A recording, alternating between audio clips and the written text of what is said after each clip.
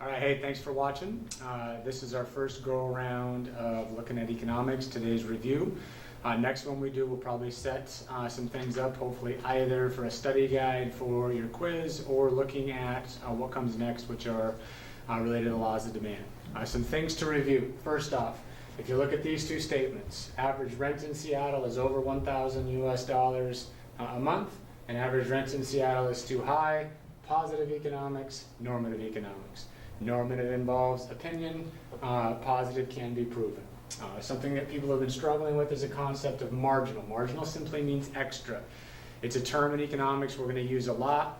You'll hear the phrase marginal utility, marginal revenue, marginal benefit, diminishing marginal returns. Marginal is extra. So some ideas on what extra could be. If you're a firm, you've produced 10 goods. Do you produce one more? Okay. That decision in producing the next one is made at the margin. That's the marginal. Have you decided you're going to study for 60 minutes after that, or are you studying any more? That's a marginal decision. Are you going to get any benefit from that? What kind of cost does it take?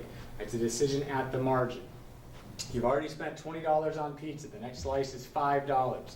Okay. Once you've consumed this and done this, the marginal price of the next slice is simply $5. It doesn't matter what you spent before. It's on the margin. Okay. Maybe the first two slices were $10 each, and the next one is $5. We're not looking at an average. Marginal is extra. Very briefly, this is also something that is a little confusing. I think micro you're getting, I don't know if you can see that under there, but it says individual. So an individual sort of part of macroeconomics might be prices. The prices of Dorito can go up, Doritos can go down. That's an individual thing, that's microeconomics. If the prices of an economy as a whole, okay, change, those are prices on average, that's a macro decision. So if we were to state prices on average has increased, that's called inflation, we'll get to that. That's a macro economic issue. Okay, if we transfer over to here, I'm not sure if you can see this question, but I'm going to read it quickly. You're assuming an economy can choose between producing food and producing shelter. All right, so once you start doing that, your mind should click in. We're looking at a production possibility frontier. It also says it's a constant opportunity cost. Hopefully your mind is kicking in. That means it's going to be a straight line PPF. So will you be able to draw a correctly labeled production possibility curve for the economy? On your graph, you need to be able to use the letter A to label one of the points that's productively efficient. That means all factors of production are utilized efficiently. Can you make a letter, put a letter U to label one of the points at which there might be unemployment? Hint, factor of production for labor, not used efficiently. And then letter I to label one of the points that is not feasible at a given snapshot in time. So remember, we're looking at a vertical and a horizontal axis. Okay, and it says draw correctly labeled production possibility frontier, food and shelter. So you label one food, the other shelter. Okay.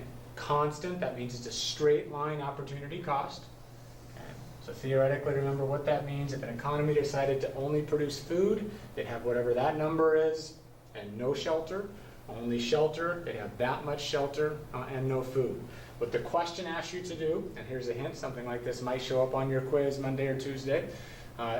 E, okay, which points are productively efficient? Anything on this line that you label is productively efficient. That means land, labor, capital, entrepreneurship are utilized correctly. Letter U, one of the points at which there might be unemployment. Labor is not being used efficiently. Anywhere beneath the curve, okay, your factors of production are not being used efficiently, so you are not productively efficient. And for a given moment of time, the point that is not feasible productively is outside the curve. Okay?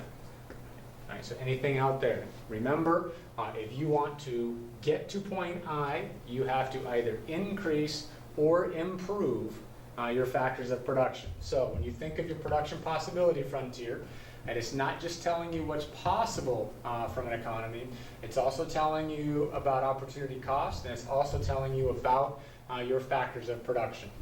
As I move and do some erasing, the last thing to think about that we've just really started looking at, you did a little reading in it, is the three questions that all economies have to answer in terms of the types of market. Right? So you have free market. What are we going to produce? How are we going to produce them? And essentially, how do we determine who gets them? Market makes those decisions. Okay? Supply, demand, individual firms. Nothing is done by the government.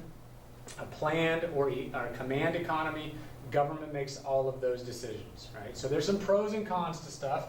One of the easy ways to think about maybe the cons of a planned economy is through a joke. I'll tell a quick joke. We'll see how this goes. You'll tell me if you laugh at the joke. This is a little political joke, I guess it was told during the Cold War. The Soviet Union is not a perfect example of a command or a planned economy, but it gets pretty close to it. So the joke goes that there's a 10-year delay in the Soviet Union for delivery of an automobile. Only 1 of 7 families in the Soviet Union during the Cold War owned automobiles, so there's a 10-year wait. And essentially, they're allocating resources by waiting, by standing in line, so to speak, not really that efficient. You go through quite a process when you're ready to finally get one. You put up some money, because you did get money at that time. There was a guy in the Soviet Union that put down the money. It was at a car lot. Fellow to him in charge said, "Will you come back in 10 years, you're going to get your car." The man answered, "Well, in 10 years, do I come back in the morning, or do I come back in the afternoon?" Fellow behind the counter, guy selling the car, says, 10 years from now, what difference does it make? And the guy says, "Well, the plumber's coming in the morning."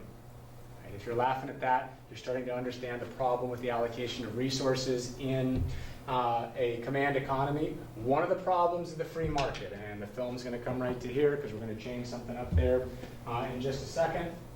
One of the problems with the free market is you don't always get things that you need. I mentioned this briefly, but the free market allocates resources based on supply and demand. Okay? And because the free market system says there are some people out there that want to purchase the fish and flush, we get the fish and flush. And just want to let you know, it's a really good price, $171.50. Thanks for watching the first installment. I'll see you in class.